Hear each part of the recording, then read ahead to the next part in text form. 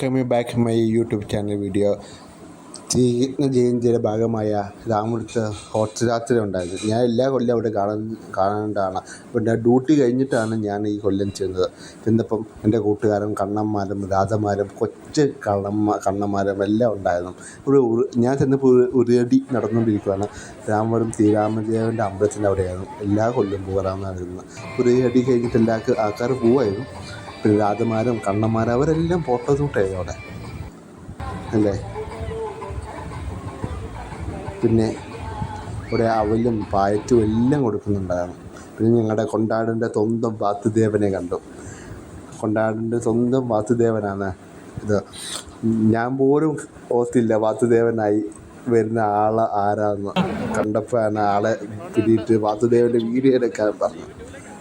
അങ്ങനെയാണ് ഞങ്ങളെല്ലാവരും പിരിഞ്ഞു. വാസുദേവനെ കണ്ടാണ് പിരിഞ്ഞത്. അതിനു മുമ്പ് രാമപുരത്ത് അവിടെ ഞാൻ ചെല്ലുന്ന മുമ്പ് അവിടെ ഉരുടിയും പ്രോഗ്രാമും പരിപാടികളും ഉണ്ടായിരുന്നു.